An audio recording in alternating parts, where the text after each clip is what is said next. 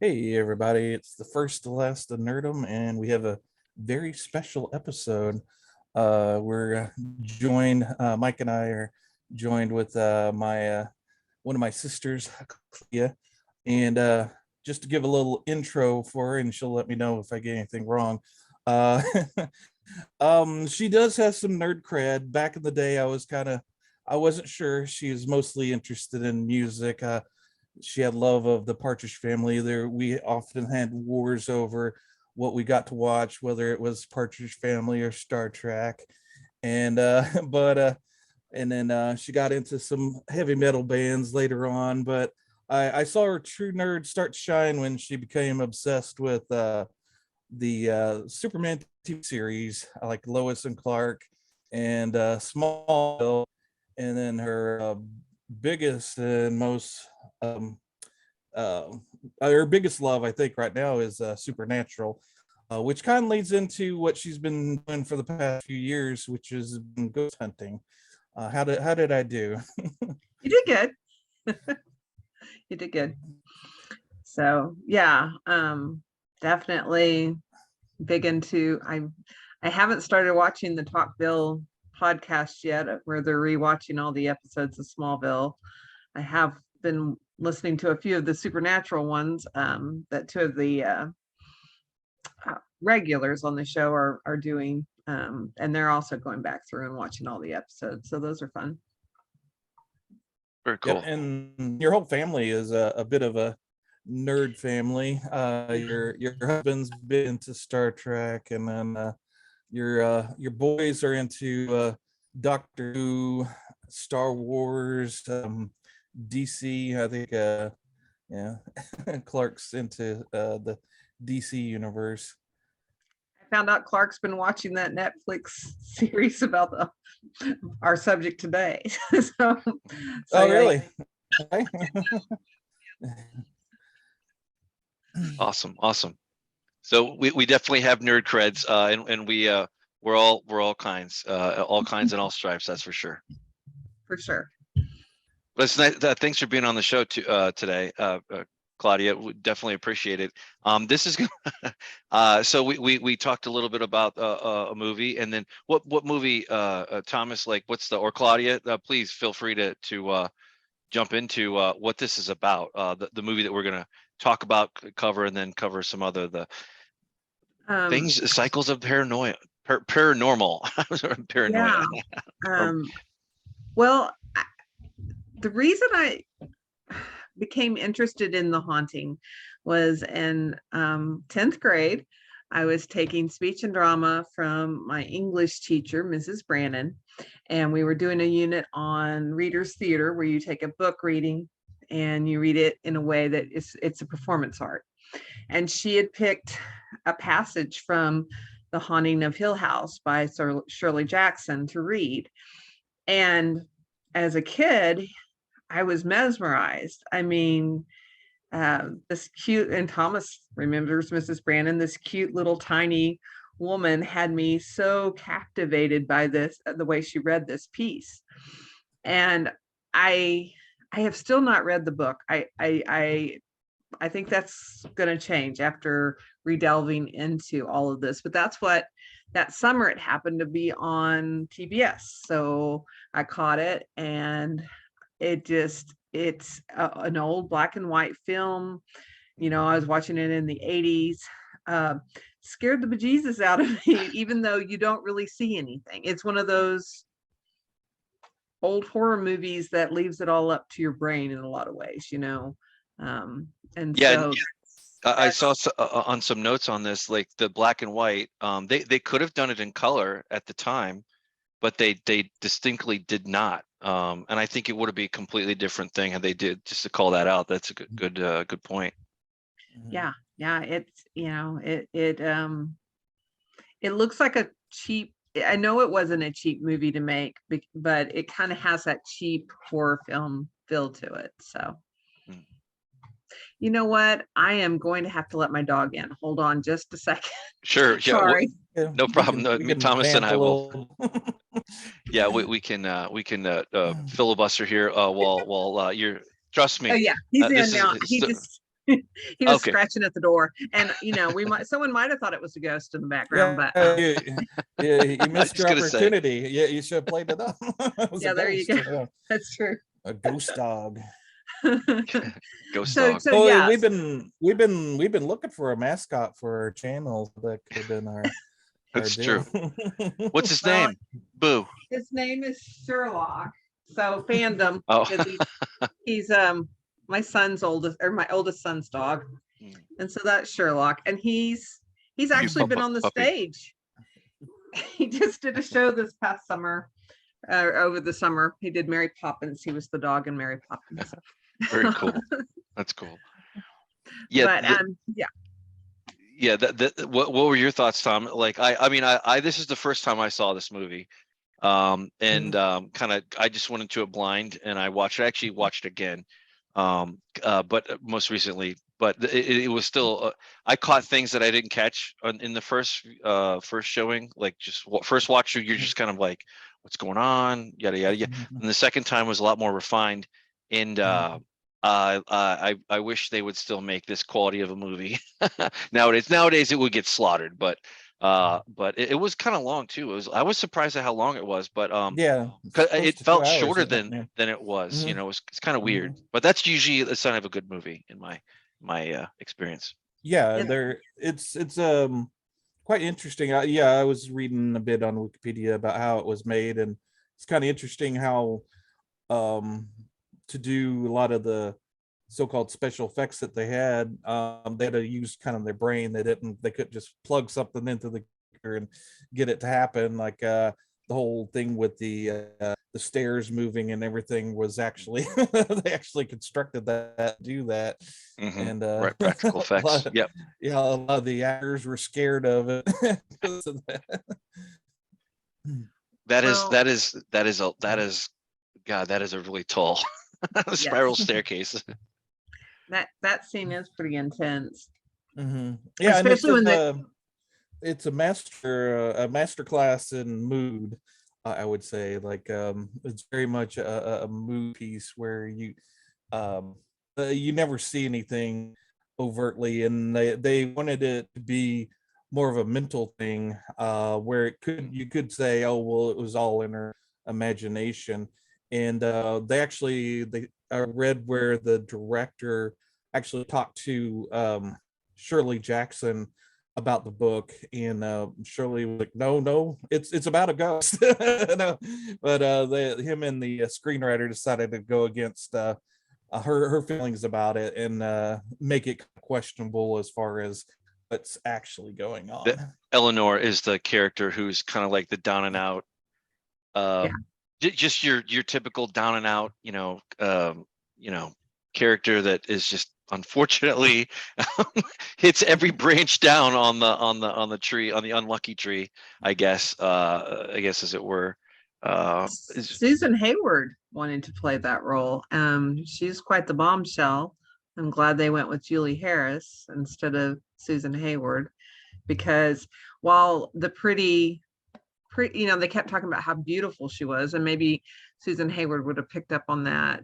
Julie Harris definitely, I don't know, embodied that character, I think. So yeah, and I read where Julie Harris was like very into the character and would stay away from the other actors, and would get really moody and upset with the other actors because they weren't taking it as seriously as she was at the time.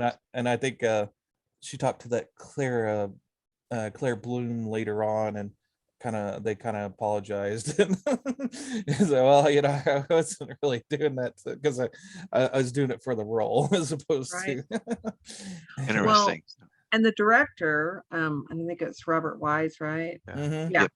He just did West Side Story, right? Yeah, he did a lot. He did like 4 or 5 classic American and masterpieces of film. Yeah. So very Star Trek the motion picture. Even. Yeah. That's when true. I saw that, That's West Side Story. It's The Sound of Music, absolutely. the Dromanen strain. I need to see that one. That I know I've heard that one before. I don't know if we've covered that or not, or talked about covering it, Thomas. I don't think I've seen it either. Yeah. Wow. I have, yeah, but it's Star been Trek. so long. That's been a long time. Oh man. Yeah, and this was the show don't tell, I guess, or maybe I have that backwards or whatever, but like where there was kind of this thing where you could watch it through again from the perspective of, well, maybe Eleanor's just crazy, you know, and you could kind of bounce it off a little bit there, and then kind of everybody gets infected with a little bit of hysteria.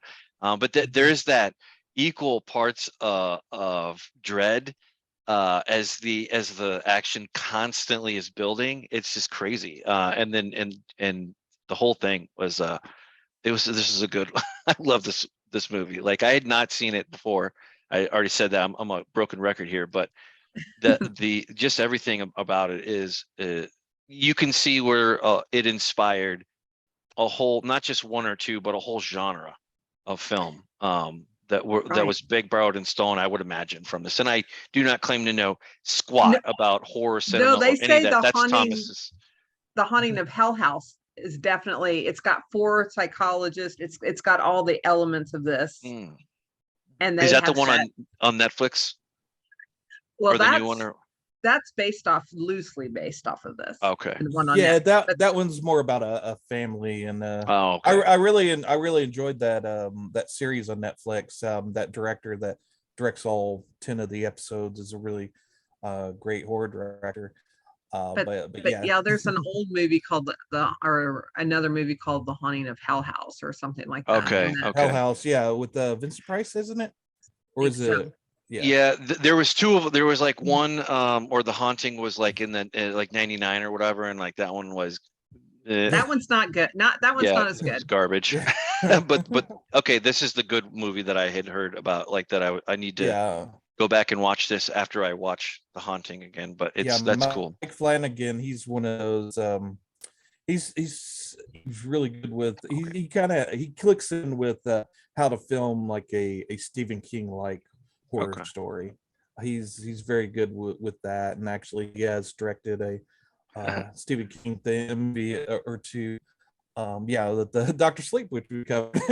I was just saying it doesn't take long before we should probably place bets at how soon we're going to go cover it, because some of these are it's like a big Venn diagram, like where there's overlap here or there. But we're going to figure out our Kevin Bacon, with the 6 degrees of Kevin Bacon. We'll find a movie or actor that we could kind of map out our podcast. Well, Thomas just told you that we have the 6 degrees of Kevin Bacon right here. I went to college with my friend Stacy, who was in a movie with Kevin Bacon. So now you got Mike, you've met me and Thomas. So there's your Kevin Bacon. That's awesome. The only thing that I can ever remember was this is back a long time ago.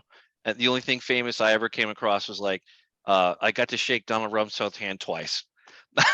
And that's about it. Like, that's about it. Was just, he flew in the Air Force Base, and then I worked for the newspaper, and I got to take stories anyway. And like, because I was press essentially, press, like for military anyway, like I got to go back and forth, and he just kind of saw me as another face in the crowd, and it was just kind of funny. But that's about it.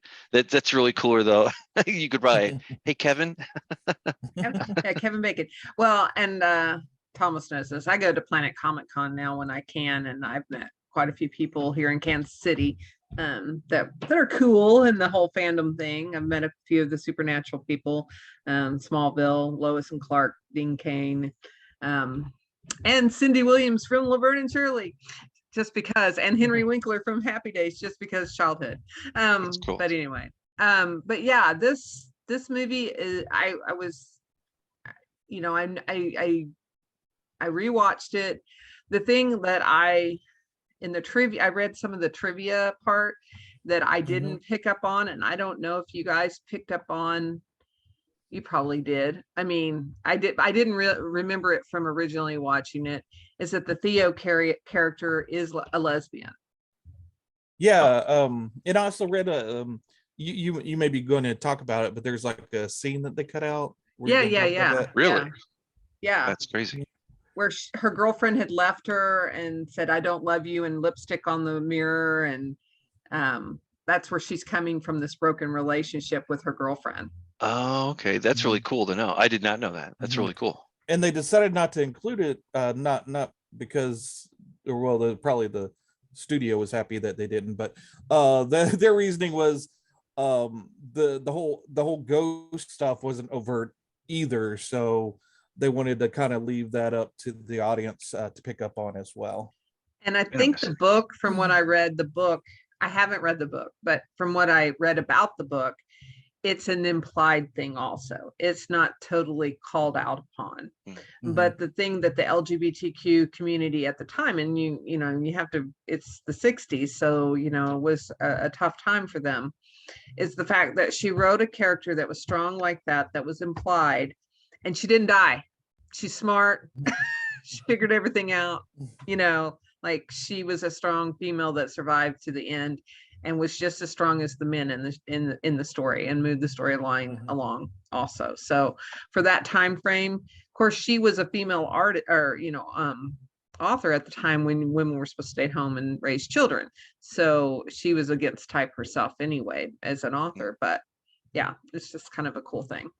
That is cool. That is cool. Yeah, that is cool. It's Yeah, back in that day, a lot of female writers would go by their initials instead of their actual names, just to maybe get people to read them. Right. Oh yeah. And, Yeah. Well, yeah, I didn't grow up in the 60s or whatever, but I did the Mad Men, and some of the things that were there were portrayed more or less realistically along those lines. And it was a completely different world back then. Of course, that was back when, you know, it was a different world back then, that's for sure. And she broke all kinds of molds. She was the breadwinner for her family. And she had 4 children and raised them and worked and was the main breadwinner of the family. So her husband was also a writer, but he was more, he was a critic of literary art, or of literary works. So, but anyway, so yeah, quite the pioneer. And I want to go back now, because they say even if you read that book today, it will give you chills. It's just, it has that power. It holds up. So I'd like to go back and read it now. Yeah, it'd be good, because like me, I'd been meaning to read Dune forever, and then watching the movie at the end of last year, that inspired me, and that's from the 60s as well. And that's those classics are probably classics for a reason, in that a lot of times they're universal, even if they're not universal, even if they're just capture a moment in time. They're still valuable in the sense that you can learn something from maybe past mistakes or whatnot. But yeah, those that kind of are written where the authors sort of is so forward thinking that it kind of transcends everything that was going on at the time. And that's another thing, is like a lot of people go, well, why aren't they making movies like this today? And it's like, because really they weren't really making these movies back then either. It was, you know, a quality horror movie like this was a rare thing even back then. Yeah, it's very groundbreaking. It sounds like it's got, not only is it groundbreaking, and besides it being historic, it has, I can't say enough. Like, this is kind of like dips a toe in the psyche sphere, kind of, sort of. Like, it definitely plays on that border, like other things that we've kind of covered before. And I love that, but with a little bit more push into the, you almost kind of see something, but you're not quite sure. But this was the absolute, the start of it all, for sure, at least for horror genre. And what's the difference between like genres and horror, Thomas? So for those the uninitiated, like, because you have your what do they call those body gore ones? Like, they're just it's just brutality in your face, like, and there's nothing wrong with that, but you know, it can get old hat real quick. Yeah, it's more psychological thriller. Yeah, thank you. That's what the book was considered a gothic horror book back in the day. Yeah, there was a big, well, there's I guess the female audience really dove into like gothic horror. There was like that was the big market back gothic then. horror. Gothic horror, with the Dark Shadows TV series played into that as well. Okay. Yeah. Okay. Yeah. Yeah. I forgot about that, but yeah. Yeah. Yeah, it's like it's akin to nowadays, like True Detective, that Mhm. kind of thing, like where it's a little bit thriller, a little bit Mhm. horror, kind of, probably a little Mhm. bit more. That's a confluence of a bunch of genre. Mhm. I don't know, but I'm horrible like at picking out and telling you what this is or that is. But speculative fiction, that's what sci-fi was. Right. Right. But Gothic horror, there that's was also crazy. a play. They also made a play, which I would be interested to see how they would pull Mhm. off the thrills of this on a stage. Yeah, that was Very kind of what interesting. I was thinking, is like you've gotten into your local play scene there, Claudia. I was Yeah. wondering if you would be pushing for maybe the haunting play. That would be Well, really if it, cool. yeah, if it was well received, that's the thing. I didn't say whether it was well received or not. You know, people put things on stage and sometimes it sucks. We put on Sleepy Hollow that someone never read the reviews and it was a bad show. So, I know there's I don't know, it kind of feels like it to me, but maybe it's just because my kiddos are getting old enough to be in productions and whatnot in middle school. They'll both be in middle school this year. But I knew a lot of my parents groups and whatnot on Facebook or whatever. You see so and so's kid that's the theater major and whatnot, and you can kind of see them do the local shows, or like there'll be like a play company or something or whatever. But this would be really cool to see. In yeah, a play like and of course we have the Muni just down the road too. That's I know a lot of I know a couple people that have season ticket holders, and that is that is a their great bag. theater. That is a great theater. And playing off the whole haunting thing, most theaters have a ghost story assigned to it. So anyway, hey, I'm going to let you talk amongst yourself because my dog's being weird again. I'll be Sure. right back. Sure. Absolutely. So we have just kind of going back. I love the shots. It's camera work. It's the two girls in the bedroom or whatever, like the had the sun face doorknob or whatever. Then they show above then they show here, then they show them. It's Yeah. great build up. Yeah. It's masterfully done for sure. Like Yeah, the thing that always sticks out in my mind when I think of The Haunting is that shot with the door. It looks like it's moving. right. I was like, what the heck's going on here? Exactly. Yeah. Well, I guess since Thomas mentioned my hobby being ghost hunting, Perfect segue. yeah, I would say that I got into it and kind of haphazardly. Like you mentioned before, I'm a big fan of Supernatural. I went to the show Supernatural. The very first episode takes place in Lawrence, Kansas, which is just down the road from me. I'm just an hour away. And so after season 2, a group of fans had put on a fan convention in Lawrence. And so I went to that. And as part of the weekend, you could go on a ghost tour. And I was just like, oh, okay. I wasn't real into that idea, but one of my girlfriends was. So I went with her. And I'm a history major, and I very quickly learned you can't have a good ghost story without history. So we went to all these historical Bleeding Kansas spots. We went to the Haskell Indian University, which had been a school where the Christians had pulled the Native Americans from their tribes and forced them to go to the school to be Christianized. And they pulled them pretty young. A lot of the kids didn't survive. They were pretty much slave labor. They would go to the school in the morning and then do manual labor for them in the afternoon. And the graveyard is full of dead children that didn't survive and didn't get to go back to their parents. And so the ghost story there was that at night you could hear the babies wailing in the cemetery. And so we went from place to place to place with these kind of horrific stories because it was Civil War area. Lots of bad, horrible battles had been fought there. But I was just enthralled because I'm like, okay, I love learning about an area and its history, and throw in some ghost hunting stories ghost stories that just makes it even a little bit more, involved and stuff. So that got my attention. And And like I said, Supernatural is one of my favorite shows. Watching them use their ghost hunting equipment and all that had me curious. Do people really use that sort of stuff? You know, did they totally make this sort of thing up? And so I went on a actual ghost hunt instead of a ghost tour. And sure enough, they use the same equipment that Sam and Dean do. I mean, Sam and Dean, they don't use salt guns to blow holes in ghosts or some of that stuff. Ghostbusters, minus the Ghostbusters. Right, but don't cross the streams.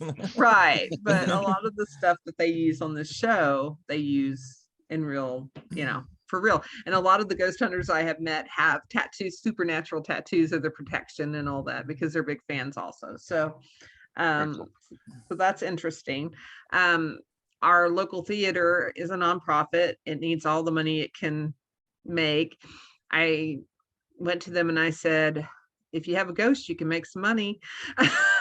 And so they allowed me to bring in some ghost hunters. They documented some ghost hunting pieces. I should have sent Thomas. They got a photo of a full figured shadowy figure in the basement one time, and I should have sent that to Thomas so you guys would have that. I didn't think about that. But well, you could send it to our chat and we can maybe link it or something. I don't know. So, but anyway, so yeah, over the years, there's always, we pair alcohol with this event when we do the public event. Sure. And, if you're drunk enough, interesting things can happen anyway. Sometimes. No, I guess ghosts don't mind a little imbibing, I guess.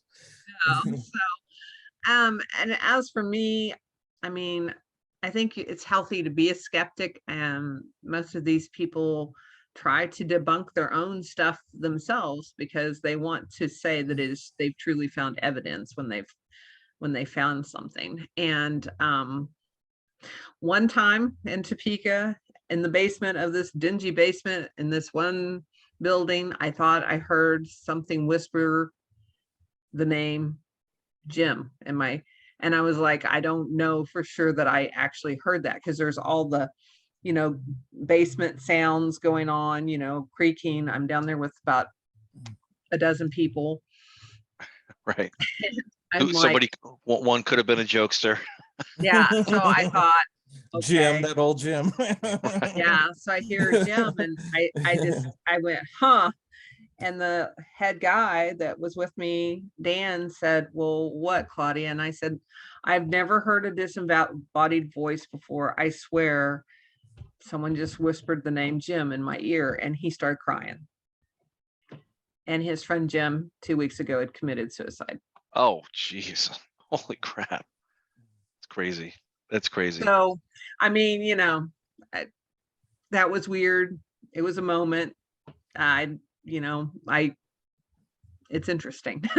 Yeah, I've had one or two kind of things like where you're down in the basement or something, or you're doing laundry, or usually that's what I'm doing or whatever. But like I remember I moved into this apartment. It was not a great time in life. Everything kind of sucked. Like life was what it was. And I had to leave for work for the morning, and I did not turn the range on. I didn't do any of that stuff.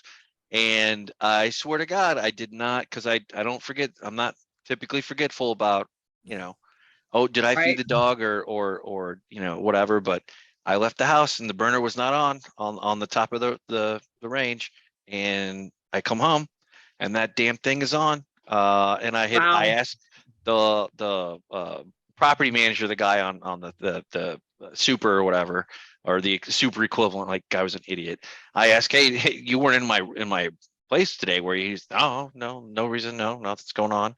All right, that's weird, but the damn thing was not on when.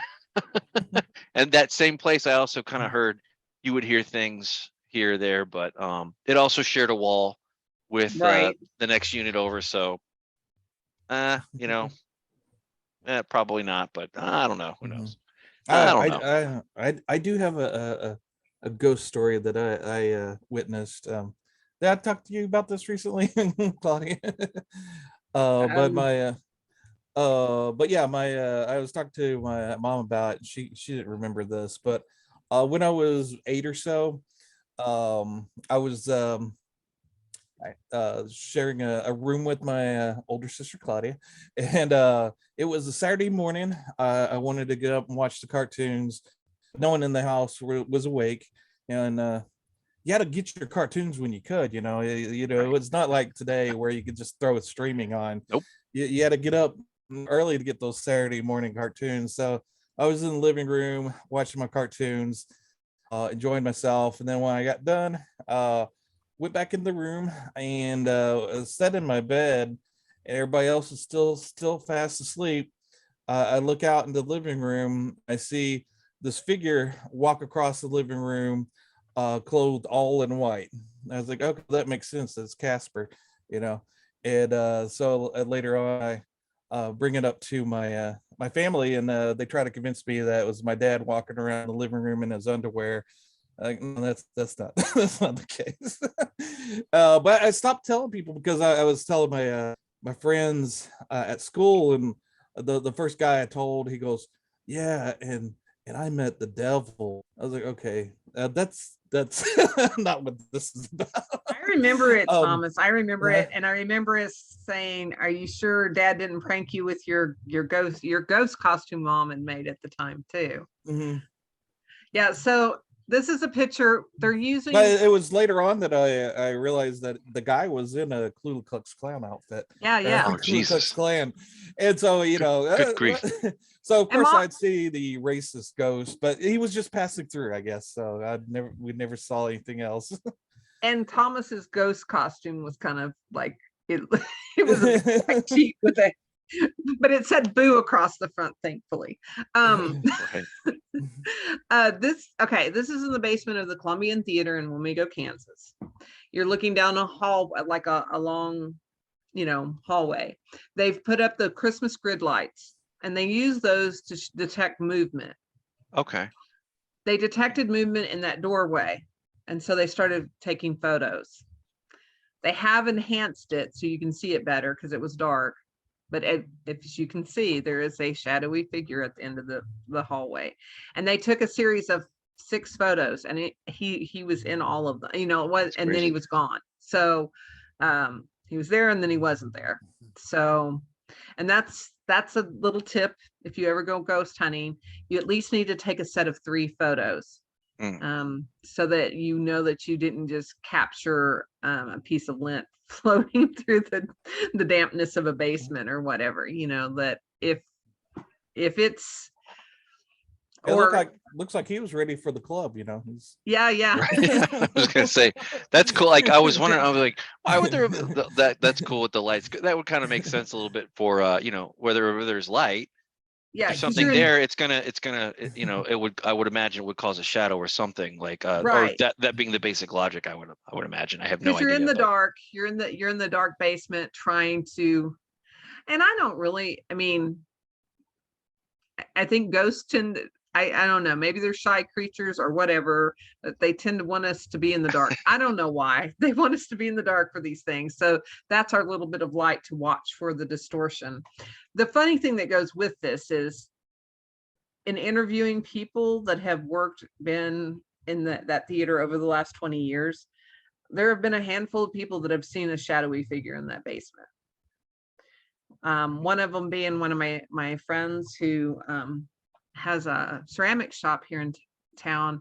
Her son worked there for the summer, for a year after school, also for events. And he had gone down to get some Pepsi out of the basement to take upstairs for an event. And he ran right into this guy. This thing went past him. So he did not grab the Pepsi. He ran upstairs and he refused to go down in the basement by himself from then on. This was a 17-year-old kid that was a football player. And he was like, nope. Nope. Yeah, I would imagine. Nope, I'm good. I'm going home. Nope. So I'll get that Pepsi tomorrow. yes. So she went for the Coke. yes. So Pepsi's king around here for whatever reason. I don't know. These people, these Kansas people. So anyway, yeah, it's and that theater, whether it's the settling of the building or whatever, you'll be alone and it sounds like someone's walking across the stage. That's It's just crazy. kinda Yeah, creepy. I've never been, but there's the famous Limp Mansion just in St. Louis here. That's where I'm at, St. Louis. You're on the other side of the state, but there's always spooky stories about the Limp Mansion, and every so often they used to do it. A local radio station, local personality host, he would have some kind of a thing set up, to spend the night in the Limp Mansion or whatever, and then they would record it or live broadcast or whatever they would do. But it's just interesting. I don't think they do it anymore, but Yeah. they do And capitalize on that mhm. periodically. Yeah, and I So worked it's since the pandemic I've been working at home, but I work nights, and I was working in the office at night by myself. Usually, most time I was completely by myself. And the building's brand new, so I can't imagine someone have died in there Right. since it's been made. The only thing I could Never know. imagine is if there's a lot of dead birds, because it's a big glass building, and every time I'd come in, a lot of times you'd see the dead birds Because that was because they blinded. Yeah. strike the thing, and yeah. But even in that building, there was times where, like, I was walking through and stuff would just fall off the desk when there's no fans or anything. And then one time I was walking from the offices to the bathrooms, and there's sort of like a spiral staircase, and I heard someone laughing down there, which someone else was probably in the building, but that was a bit creepy. It's creepy. Yeah. the time I really almost peed my pants at the at the Columbian is I was taking a couple through, and I was going over the spiel of the history of the building, which it was built in 1895 with pieces from the Chicago World's Fair. The 1893 Chicago World's Fair, we had a banker that fell in love with that fair and went back after the fair was done and bought 2 train cars full of art and actual buildings. Because they took them all down, they were put up for 3 months Yeah. and then taken down. So he took two buildings and a whole bunch of artwork, and he built the Columbian Theater using all of that. So, and that's the Devil in the White City. That's the H.H. Holmes, the first mass murderer on, that was recorded mass murder.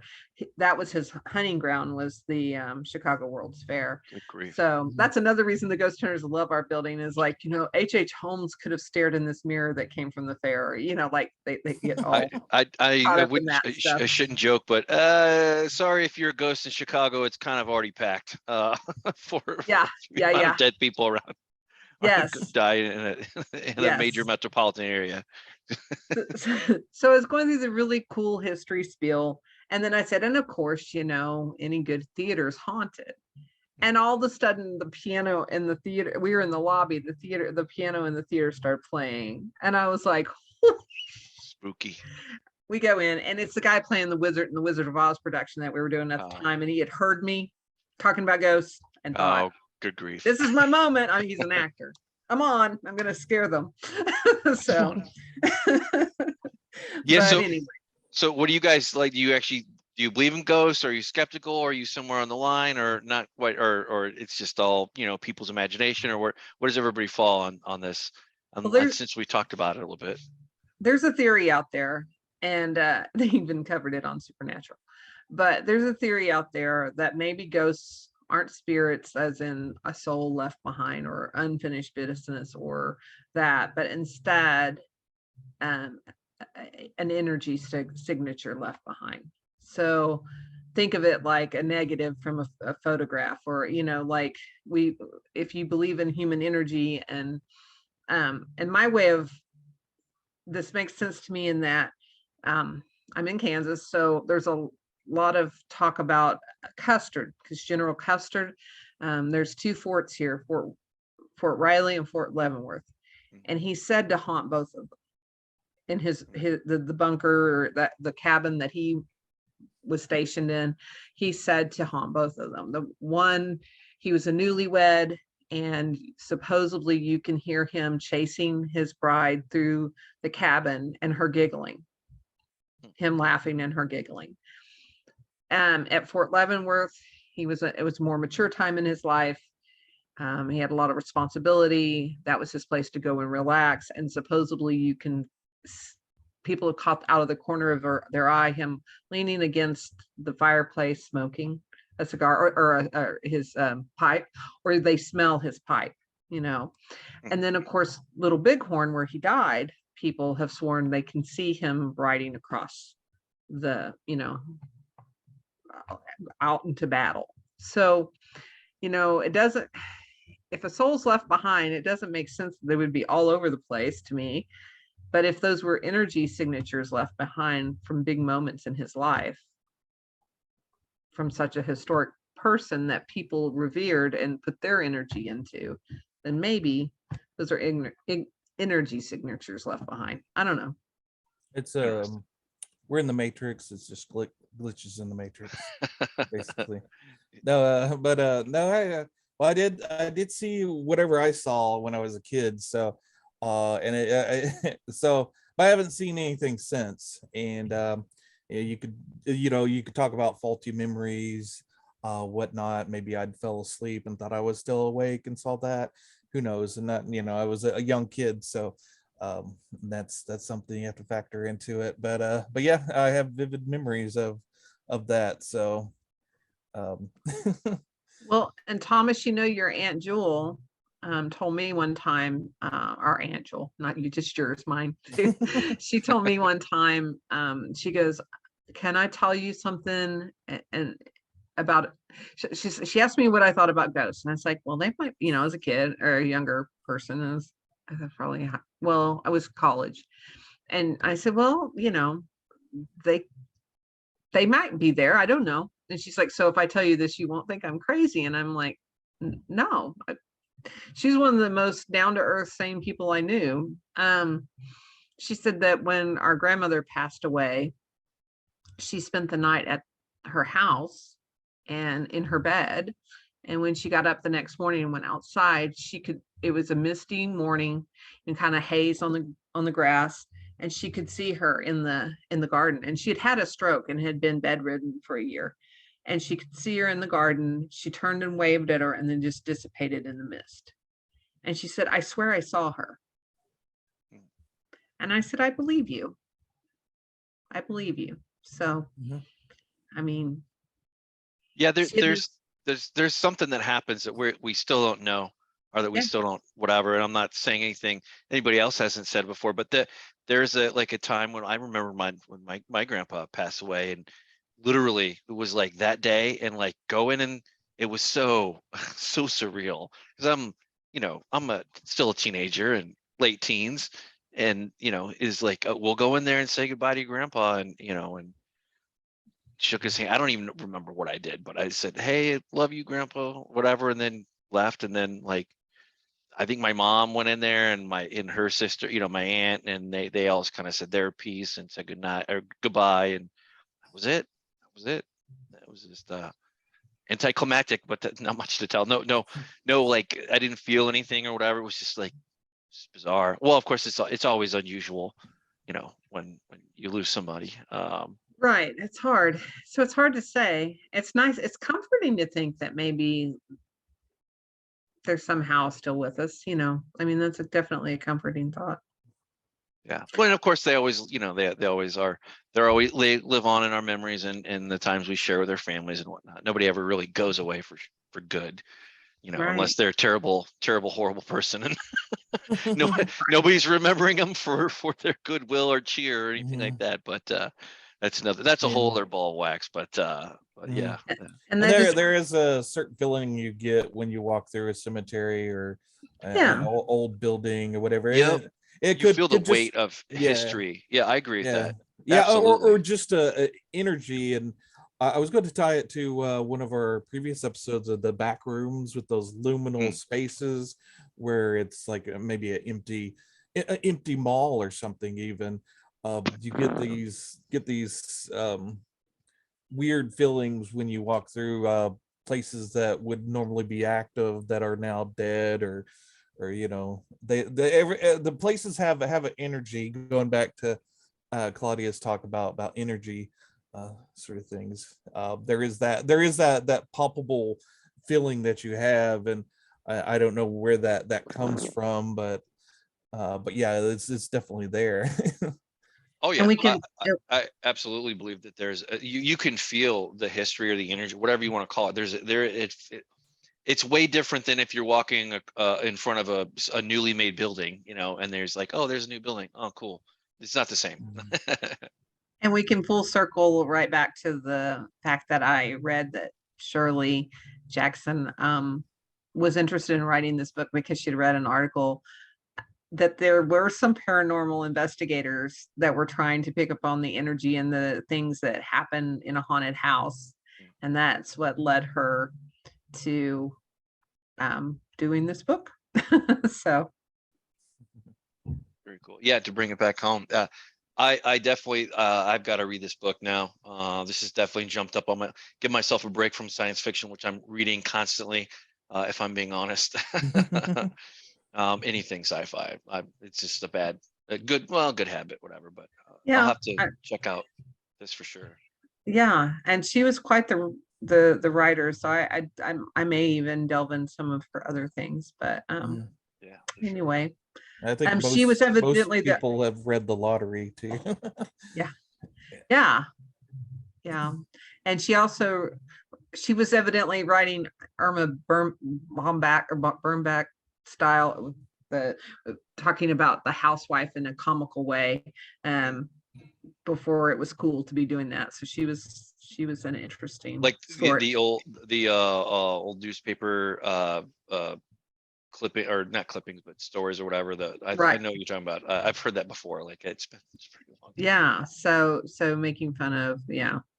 But anyway, quite the woman. And she evidently, like I said, if you look at Stephen King, put her on his list. So I know she's well respected and has influenced many people. For sure. So it's awesome. It's crazy. well, This is like one of those things like where you start reading into the, then you were like, oh, well, this one was created from this one and that one.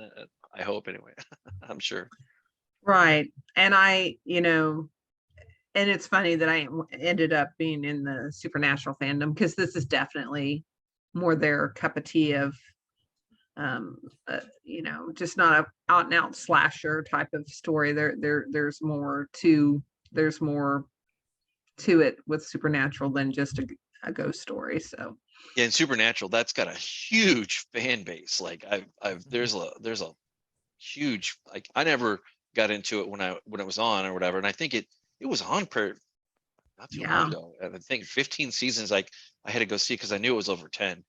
But and now they have The Boys, which I just finished, created by Eric Kripke, or well, not created, based off of the comic books, but of course Kripke also based Supernatural off of the hero's journey, Campbell's the hero's journey, which is what led to Star Wars and all that stuff too. So I mean, the two brothers, because that's the background of your story.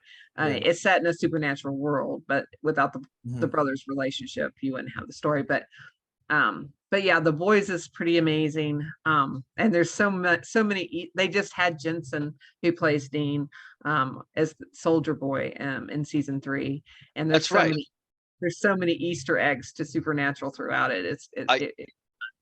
Yeah, I saw that. I saw that there was the one of the writers. I covered The Boys with my brother-in-law on our other channel. But anyway, that she talked about, like, where, well, I gotta do some kind of Easter egg for these two, because like this one was in this one, so they did small little ones that were interesting. But of course, I was nothing to me because I wasn't aware. I mean, I haven't really seen Supernatural, but that's one of those series that I'll keep in the back pocket and start watching, like when the time is right.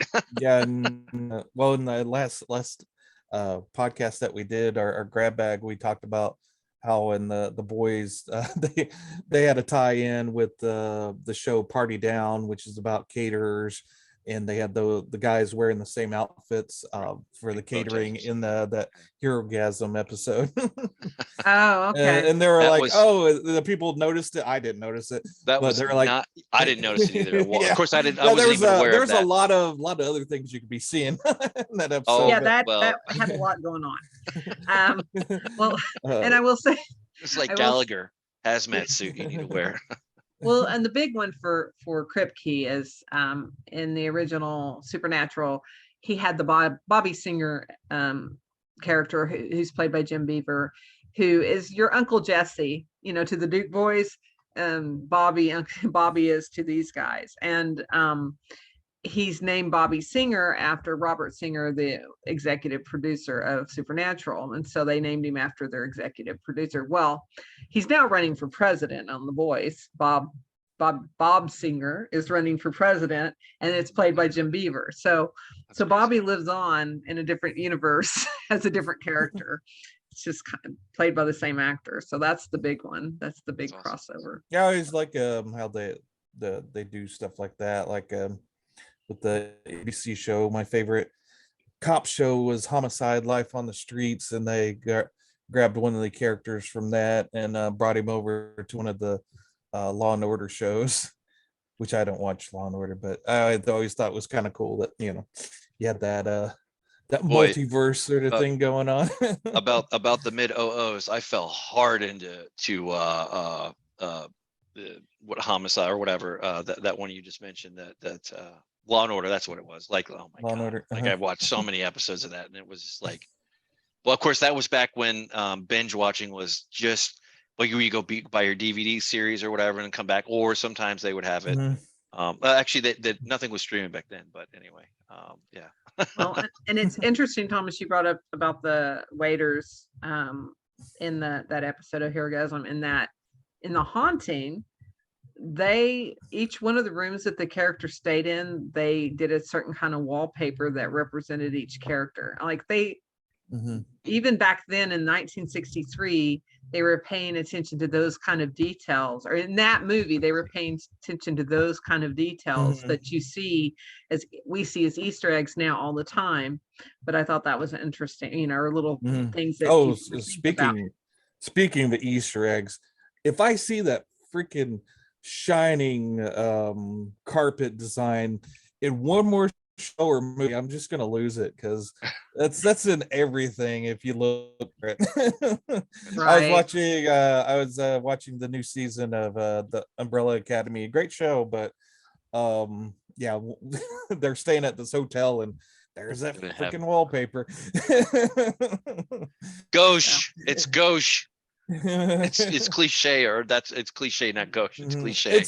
It's like how back a few years ago, I think specifically on FX shows, that they would end the episode with a music montage where they were all the characters would be sitting around thinking or something while a song was playing. Right on. Yeah, well, that does bring us back to center. To here I am, rookie here, not getting my tabs right. Well, yeah, I appreciate you guys having me on to talk about it. Like I said, it is one of my favorite movies. It was fun to revisit it. It's been probably about 10 years since I've watched it. So yeah, I know you're a big horror fan, so anytime you want to come back with another one, yeah, horror jams. Yeah, please. or Supernatural or Smallville or any of those. Yeah, I love. Yeah, we'll have to. Well, I love Superman, so we'll have to recover that at some point. Just shout out to Superman! Look what I got. Yeah, Space Age. Yeah, that's a little teaser for Wednesday. For grab bag. We'll be talking about that. Yep.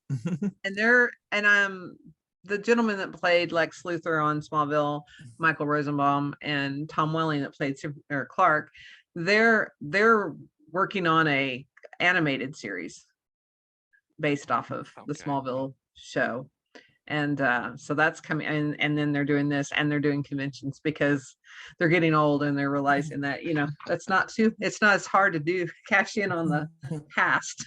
And people love it. So You have to. Oh, you have to. And then I'm sure they'll have a podcast or something later on. Like everybody does a podcast. yes, of course. DC does animated right. That's for damn sure. That's for damn sure. Yeah, Mhm. yeah, That's- for sure. Oh, and Claudia, you've got the floor. You have anything you want to plug before Yeah, please. we say adios? Um, I'll just plug ghost hunting in general. If you see a ghost tour or ghost hunt going on in your neighborhood, but they usually crop up in in October. They might in December. I know the haunted houses are fun, but these are a lot of fun too. Usually learn, if you're a history person, you're going to learn a lot of history about the area you're in. And it's a good way to support a lot of these places that have these public events are doing it to support their old building, to keep it in good shape. It's a way to raise money. So it's kind of a win-win. It's a night for entertainment for yourself, and it helps out the individual places. So keep these places around as museums or whatever that they are. Yeah, So. yeah. The majority, they have some great sites, but yeah, if you want to go down a bad rabbit hole, look up McCabe Manor or don't on YouTube. There's several documentaries on YouTube about that guy's haunted house. We'll throw those as bonus in the description. And then the other thing is, I'll plug the Oz Museum here in Wamego, Kansas. It's our big tourism draw. If you're ever here, it's one of, I think, 3 in the United States, but it's the only one in Kansas. The newest one's in Cocoa Beach. It just drives me nuts. I'm thinking Cocoa Beach should have a I Dream of Jeannie museum, because that's where that show took place, not an Oz museum. But a Russian gentleman with a very large collection has opened an Oz museum in Cocoa Beach. But ours is in Little Wamego, Kansas, and we have over 3,000 pieces on display, and we have pieces from the actual movie on display. We have one of the Munchkin costumes, or 2 of the Munchkin costumes are on display. And we have right now on loan, we have the spectacles worn by Mrs. Gulch, the brooch worn by Glinda. We own now one of the Winky spears used by one of the Winky guards. We also have the key to Return to Oz that gets Dorothy back into Oz. And so it's well worth your trip.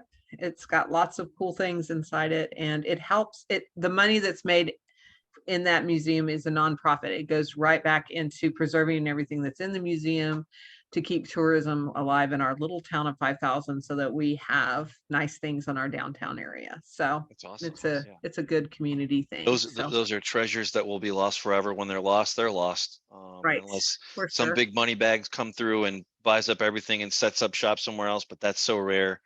That's awesome. And when you guys are ready to cover the Wizard of Oz, the curator from the museum said she would be happy to do your podcast and Absolutely. talk to you about the history of the movie, the books, all the culture. So. Oh, absolutely. Yeah. The Wizard of Oz touched many imagination back in the day. The books are vastly different from book to book. Yes. I remember I read a few of them when I was younger, and yeah, they're quite interesting. And the movie's very different from the book that it's based off of. And so, for instance, spoiler, the witch is only 3 foot high in the book and has an eye patch. Man. So anyway, that's the movie I want to see. Yeah. No kidding. So that's why awesome. Disney's Return to Oz is considered one of the scariest Oz movies. It's because they stayed true to the books. So it's got more creepy factor. Awesome. So well, thanks again for being with us and for sharing your perspective. I do appreciate it. That's awesome. Sure. We had a little stroll through the haunting, and that's and I joked about today, but it's August 1st, so it might as well be the start of Halloween season. For sure. For sure. And to throw in, when we do our ghost hunting at the Columbian Theater, we also go through the Oz Museum because it's also haunted, to circle right back down to our original. Outstanding. Well, and I'm claiming it right now. Our podcast is haunted. Uh-oh. What was the guy that was messing with our computer? Kronger, or what was his name? Krungus. Krungus. Yeah, Krungus. Yeah. Krungus. There's a Claudia. There's a special AI thing where you could throw in images or give it a phrase or a word or something, and it's a AI that kind of generates images that you think she wants. And someone put in the word Krungus, and it came up with this creepy demon-like creature. And we were messing around with Krungus and that generator, and everything went crazy. Yeah. Which the guys that do our ghost hunting, the road, and I'll give them a shout out because they do a lot for us. Road Trip Paranormal. They're based out of Wichita. Road Trip Paranormal. They have a Facebook page. I don't know. Yeah, there they go. They come in and do our stuff for free. And they're all about giving back to the community, but they do a podcast themselves, or a YouTube podcast too. And they've had some creepy things because they've got all their equipment out and stuff. They've had some creepy things happen. So yeah, you should check them out, especially if you're in Kansas. They do a lot of things here in Kansas. So awesome. Anyway, Cool. well, again, thanks, guys. Thank you. Appreciate it. Thank you. Yep. Sure. See you. I've been Mike. And I'm Thomas. And we'll see you on the flip side. All right. See you. Well, thanks.